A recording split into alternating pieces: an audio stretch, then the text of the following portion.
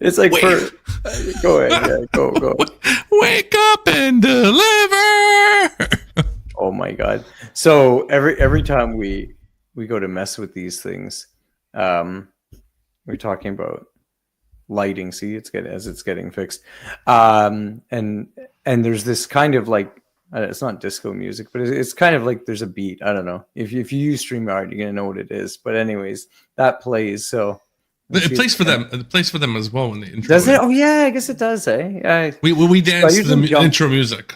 Yeah, that's true. The intro music. Yeah, so it's always a bit of a dance party off stage as we're gearing up every Monday morning for you guys. And then the light was just too much today. I was laughing. Anyways, there you go. All right, so let's get started. Let's get started. Yeah, let's go. You gotta do your intro. You got your stuff. Oh, Wake Up and Deliver, Season 2, Episode 45. We're almost at the end of our Season 2. Good morning, everybody who always joins us. Thank you so much for our dedicated fans. You know who you are. We love you all. We're going to add a little bit of extra today. Look at that, John. Look at that. Well, there you go.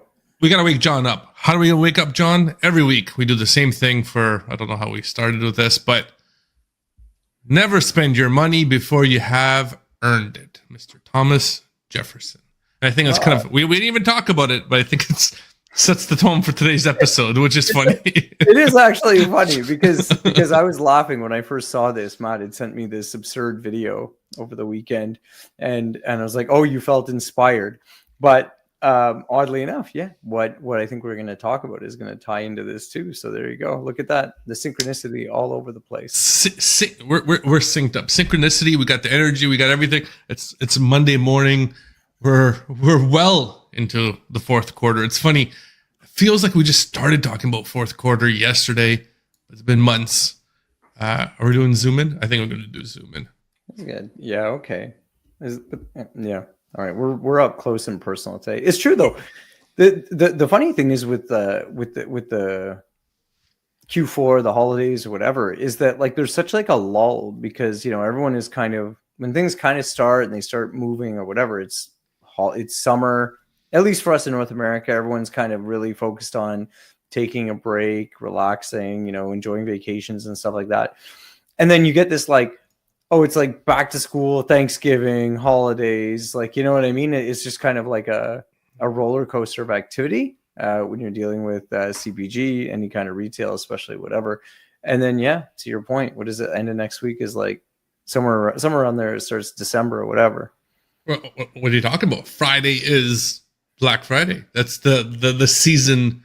Oh yeah. Like if you haven't done your stuff for Black Friday, it's too late now. Like there's no even point of talking. We're talking about first quarter at this point. There's no point of talking about. Well, yeah. You know what I mean? Like if you're not set up, you're gonna struggle this week. You might have some adjustments for your rates because you're calling in some last minute favors from people. Fortunately enough, for all the shippers, CPGs, all the customers out there, capacity, at least on the cross-border side, is great. I hear there's a little bit of constriction in the US to US aspect of it. Domestic Canada, there's still tons of capacity on it as well. So fortunate enough, it's not like years ago where you'd be like, I can't find a truck. I still think there's a lot of trucks out there to be able to be found, whether it's last mile, middle mile, or first mile. Oh yeah, it's hilarious when you just talk about like Black Friday, and it's like, oh yeah, it is this Friday, but then you wonder like, well, how was I not really anchored towards that specifically? Oh, because the deal started a week and a half ago. I went out shopping over the weekend because I was like, I got to get some stuff for the kids. I got to start doing a few things. Yeah, and man, no word of a lie. Wild, like the discounting that is going on from broad-based retail, and wild in a crazy, like, wow, the deals are great, or wild as in there are no deals. I'm surprised there isn't. Yeah. I mean more wild in the sense that they're putting their best foot forward, in my opinion, but like super early, right? So like everyone's got like, oh, the Black Friday price, the Black Friday deal, like it's already here. You know what I mean? Like tech, TV, like those things. People like retailers just advertising, hey, 60% off, 70% off, like get it now, like it's available now. Um, Obviously people are going to still hold back a couple of deals, but you and I know from our years of working retail that way that those holdover deals usually very suspect, very suspect. I wonder if and I haven't looked at the data. You'd probably be able to tell me, John. I wonder if there is the same amount of product sold percentage wise that happens in a single day. Like years ago, that everybody kind of ran for the one day sale. Now that's spread over the week. You know what I mean? Like, I wonder if they just kind of elongated that supply chain, and they're still getting the exact same amount of sales that they would if they sold everything in one day, but there's a lot less stress on the overall system for them, so they prefer to extend it for a week. Because I can't see a retailer getting so much more discount whether he's doing it in a single day or over a week to be able to sell it that way. Right now in Canada, we have a double. Right, we have Black Friday now sales. We got Amazon Prime Day, which is now I think in Canada is in October. I think it was in October or September, and then we got Boxing Day in December. So we have like every month, pretty much a big sale happening. Yeah, and to your point, so I don't know, the last couple of years, like Black Friday, Cyber Monday is like broken records and stuff like that. So the day or the period itself seems to still draw like a lot of activity. But what I would kind of offer is that I think probably what isn't like really well, I don't want to say it's not well measured. It's very well measured, but not really well discussed, is that like you still have this like holiday period where you like all the retailers crush their sales. Where I don't think there's enough discussion is that people knowing that it's extended out means that, those sales that you would get in September on October, dry up, like August, September, October, that kind of like back to school period, and then people still shopping, I think starts to like draw down because people wait a bit because they don't have to wait as long. And then I think you obviously really hurt your start of year, which I mean, well, start of calendar year, whatever. That's why a lot of these retailers have their start of year starting around October, November, so that they can essentially start a year on a strong foot. When you're talking about a financial calendar, but I think that there's more bleeding from the edges, and like it still peaks in the middle, so to speak. But I think over the balance of year, that's where the damage is coming from. Well, I've noticed that in the cold chain, so in food production, I don't see a huge uptick like you used to see, like the last minute Thanksgiving push to get a lot of food delivered because it's a sale in the grocery store or that aspect. The retail goods, maybe they're still happening, but I don't see it in the food sector as well. They're not food holidays though. Like, well, Thanksgiving's a huge food holiday. Well, yeah, but Thanksgiving would have a spike for sure. There's no chance it doesn't have a spike. So far, I'm not seeing it. And normally I would have seen it by now. Normally you would see the loads starting to pile up. People going, "Oh, I need these, this, and this, and this." Even when pumpkin season was happening this year for Halloween, it wasn't the same as previous years. It was very lack. Well, I definitely think people are obviously spending a lot less. You want to bring up pumpkins. What I thought was hilarious is that, like, you get the farms and whatever that are selling them for like, let's call it like $10 to $15 a pumpkin, right? Essentially. Then you got the retail sort of grocers that sell it for like $24.99. Well, no, they don't though. They're cheaper. Like it's way cheaper. It's, let's call it like 7 to 10 or something like that.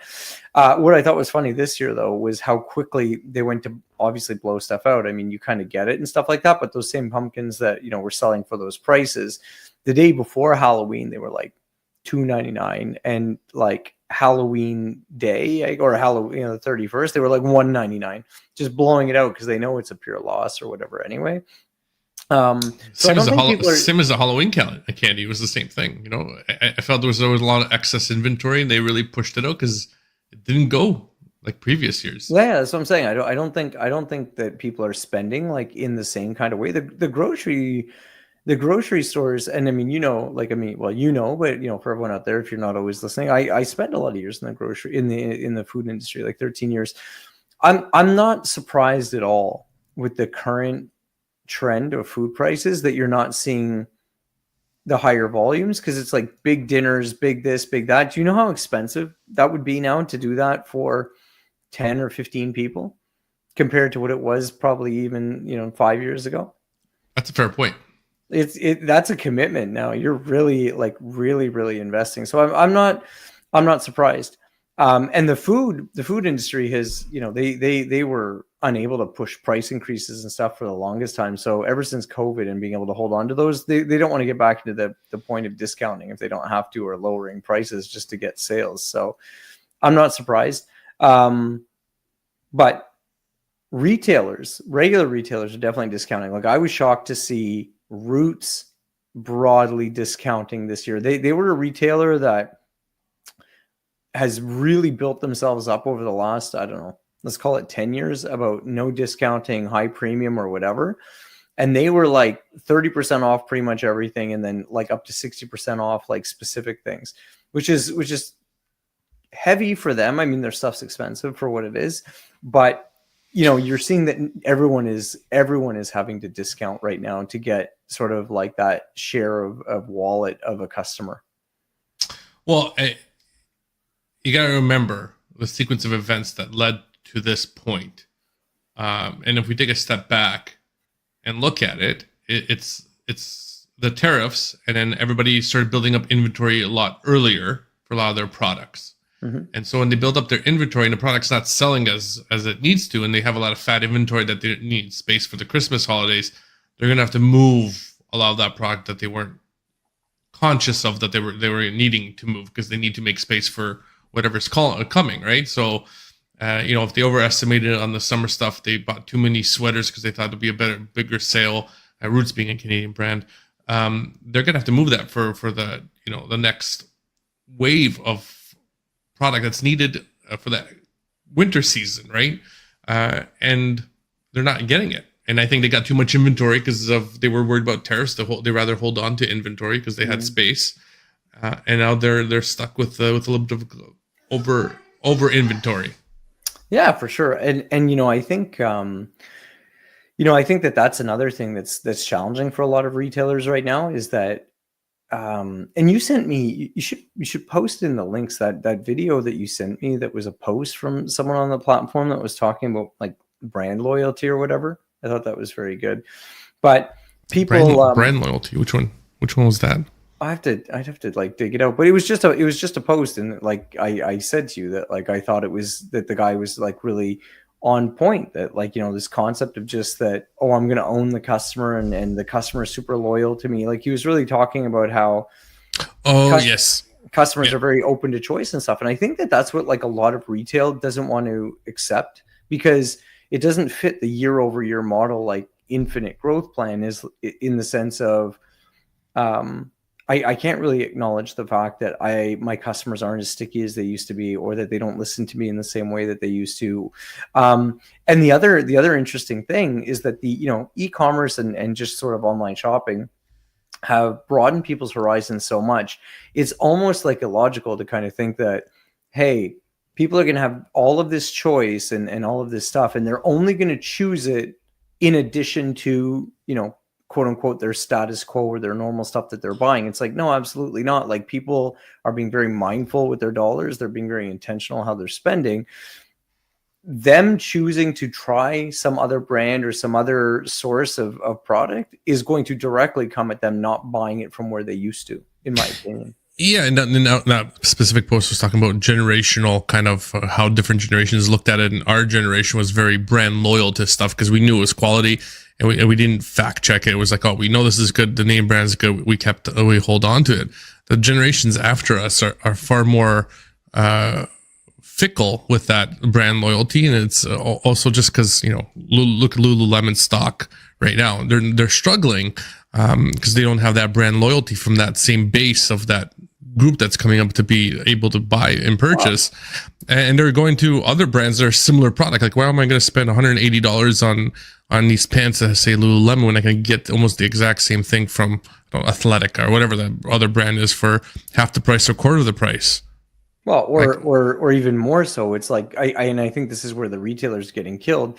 Like, how many people well, since we're on Lulu, we'll stay with Lulu. But like, how many women, for example, do you know that probably had 3, 4, 5 pairs of leggings? They wanted the different colors or maybe a little different style or whatever. Yeah. And now what you're seeing, that woman will still have Lululemon, but she'll have 1 or 2. And then to your point, she'll fill in those like extra whatever, like kind of, fringy uses or desired sort of intents with those far more affordable or accessible options that are in the market.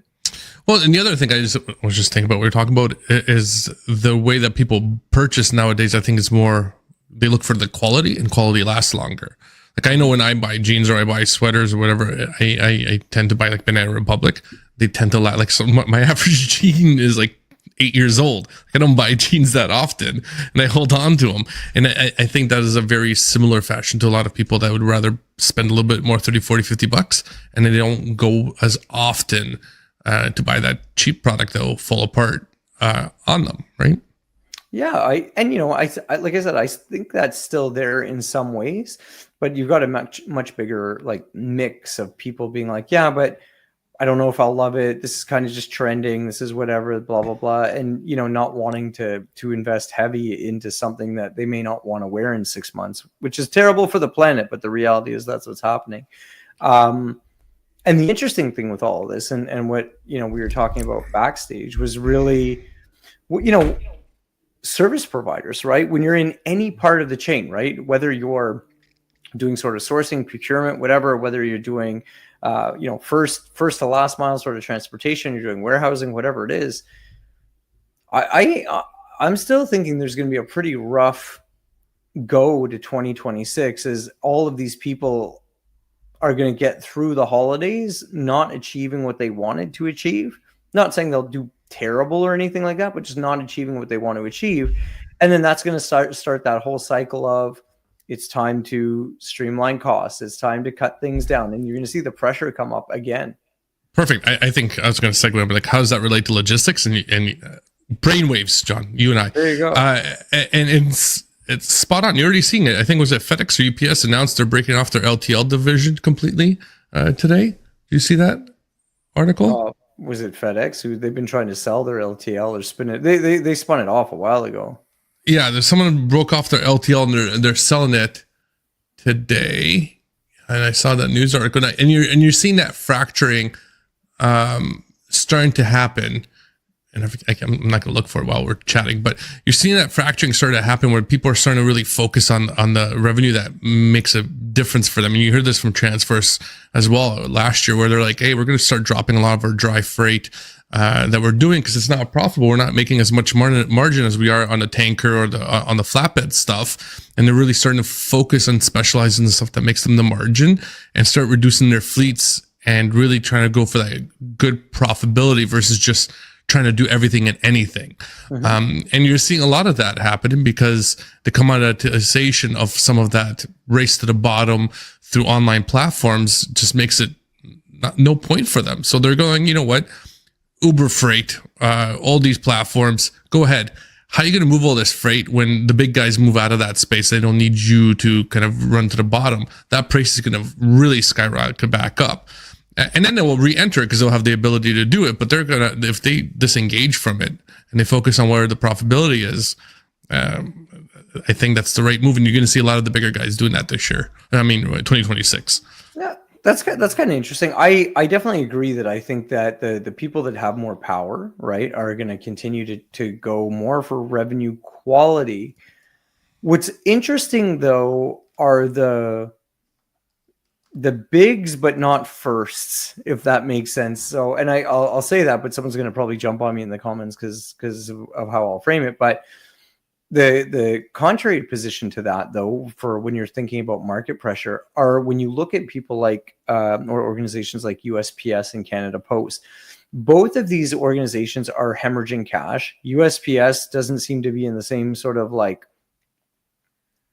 dire straits of Canada Post, but both of them are essentially just struggling, and both of them have way too much infrastructure. They're way too ingrained. They're essentially way too big to be allowed to fail, and both of them now are going to start going for discounts, right? USPS essentially has already kind of taken a step back onto Joy's like delivering for America kind of approach of where they were trying to chase the customer, improve revenue quality, and do all of that. And they're kind of hinting that they're opening themselves up to like some service provider type opportunities, like, going back to some of the activities where they were doing work for other people that were selling stuff. Canada Post is in a world of hurt because they're going to have to discount like crazy to try to get volume and, get volume very quickly.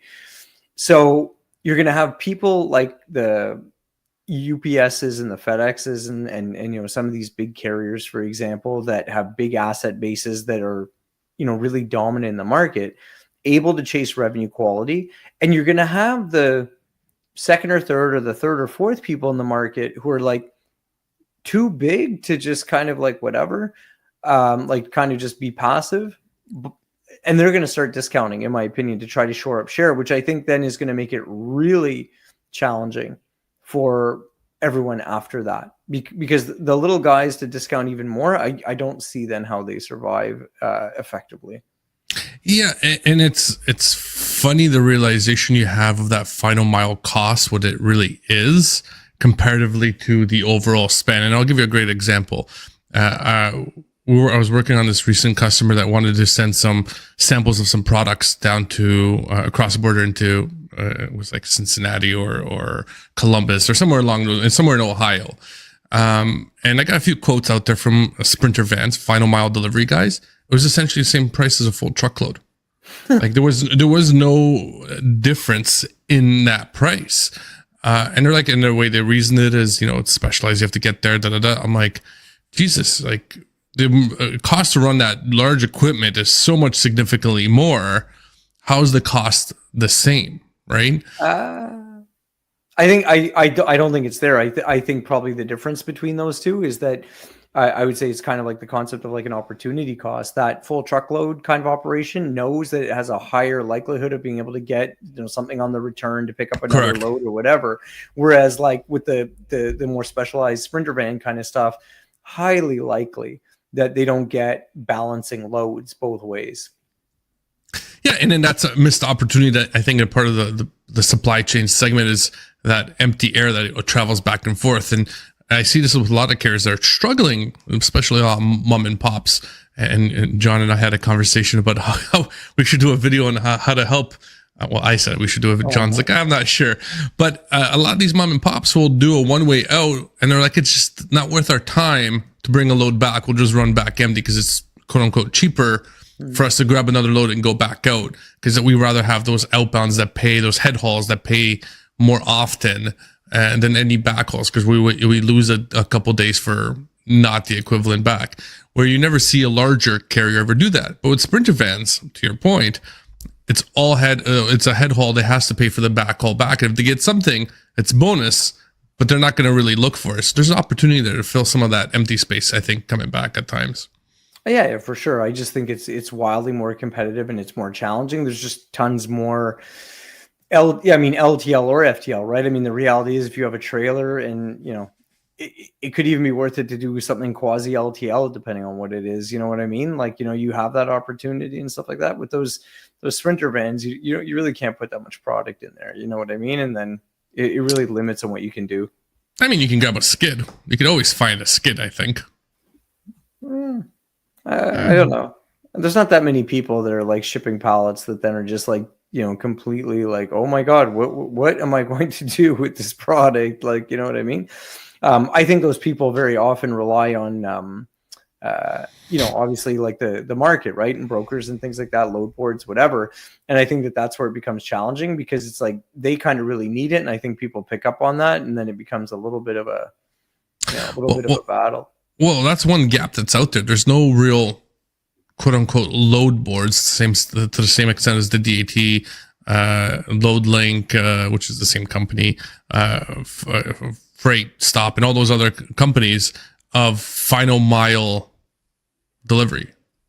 Yeah, some of them have added it, but you're right. It's definitely not dedicated. You know what I mean? But they've just tried to incorporate it in for the most part. And there's definitely nothing for like cross-border Sprinter. I think it's very limited, right? It's not as frequently used, right? So, something to think about. Yeah, for sure. You heard it here first. Yeah, there you go, guys. I'm gonna. Everyone has to buy us a beer. Like when it comes to royalties save their business or whatever.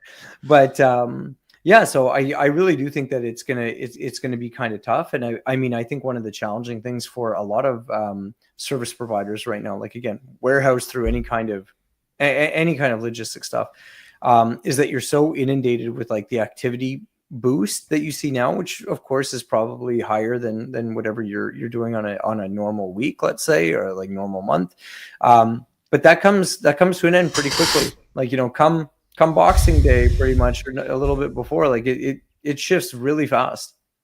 Yeah, like that rock falls hard. Yeah.